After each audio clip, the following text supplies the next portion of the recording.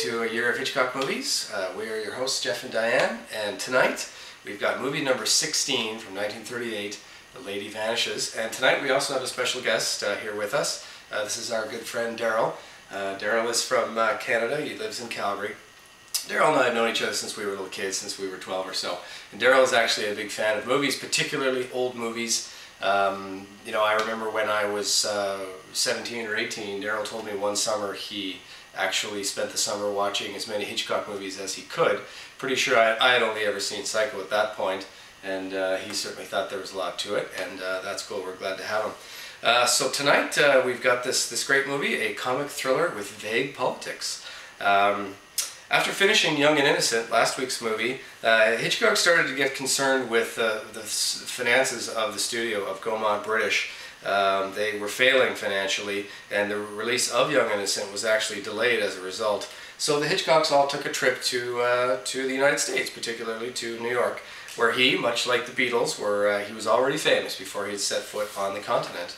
A number of studios and producers were really at that moment trying to contact him to see if they could sign him to get him to come and make their movies for them. He didn't accept any offers at that point because he knew he still had one picture to do with Edward Black, with our current British studio. Among the producers that were interested was one David O. Selznick, who sent him telegrams and tried to arrange meetings. It really isn't very suspenseful because we all know how that story turns out. Edward Black, of course, he had the feeling, he knew that Hitchcock wanted to go to Hollywood. He also knew that he owed them one more movie, so he basically handed them an already finished script.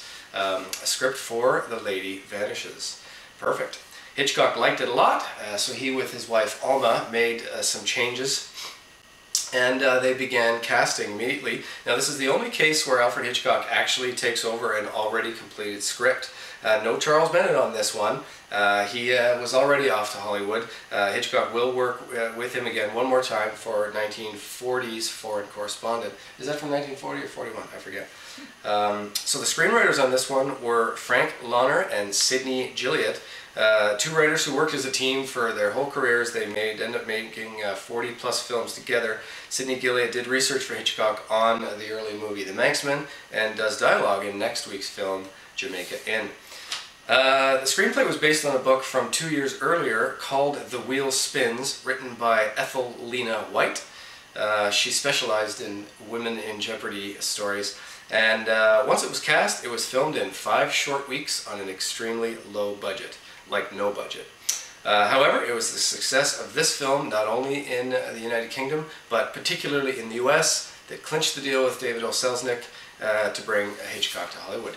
So a little background on this film, set in present-day 1938 in a fictional European country called Brandinka. I think Brandinka, it doesn't matter. There's been an avalanche and the trains can't go anywhere, so everybody is stuck in this hotel.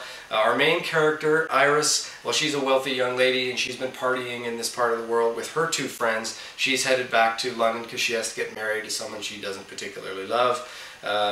She's not blonde, she's the one who's not blonde in this picture. She's a little spoiled, and when her sleep is interrupted later that night, she bribes the hotel manager to kick the guy upstairs out who's making all that noise. He finds out she did this and goes down and decides he's going to move into her room, and hilarity ensues. We all do get onto the train back to England, by the way, and that's really when this movie begins. I want to give a bit of background on the characters because there's lots of characters in this movie. I'm not going to give a thing away. Iris is played by Margaret Lockwood. She is the star of this film. The fellow upstairs, well, he's played by Michael Redgrave, and that's a very famous sounding last name. He's the father of Lynn and Vanessa Redgrave. He was largely a stage film, or rather a stage actor guy, and what's interesting is this was his first film, and he was actually talked into doing this film by John Gielgud, also a stage actor. And that's funny to those of you who remember the review on Secret Agent, because John Gielgud absolutely hated the experience of this. Why would he be talking his good friend into doing it? Maybe he didn't like him so much, who knows. We also have a character named Miss Froy. She's the prototypical little old lady. She's been a governess in this Eastern European country. She's just heading back to England to visit her folks. She's played by the actress Dame May Whitty. Dame May Whitty was named the Dame Commander of the British Empire for her service in World War I with relief work with the troops. Two other characters used very early on and throughout the movie are these two guys named Charters and Caldecott. These are played by Basil Radford and Naunton Wayne. These two guys are here purely for comic relief, and they contribute almost nothing to the plot of the movie. They're in a hurry to get back to England because they want to catch the end of a cricket match, a test match in Manchester. These two characters ended up being so popular in this movie that they went on to make many more movies as these two guys. They've made radio shows and they become a real big deal from this film. Viewers will recognize Basil Radford from last week's movie, Young and Innocent. Also two characters, Mr. and Mrs. Todhunter. Mr. Todhunter is a barrister, and it's really not his wife he's with, it's his mistress he's with, vacationing.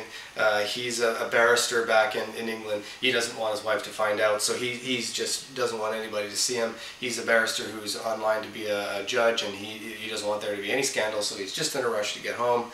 And he's played by Cecil Parker. And Mrs. Todhunter is played by Lyndon Travers. The judgeship scandal reminds me of the Manxmen again. We had that with Philip not wanting to ruin his chances to be a judge. And lastly, there's a brain surgeon on the train, Dr. Hartz. He's played by Paul Lucas. He actually went on to win an Oscar in 1943 for a movie called Watch on the Rhine. Have you ever heard of Watch on the Rhine, 1943? I've heard of it. Gotta be it. I have something about German. Alright, that's a lot of people. So, and there is a Hitchcock cameo to look for, so look for that. And we're still under the threat of Nazi Germany. It's 1938 and World War II is but a year away, and we still can't mention a country. So here we go, from 1938, The Lady Vanishes. Abracadabra. Well, let's watch.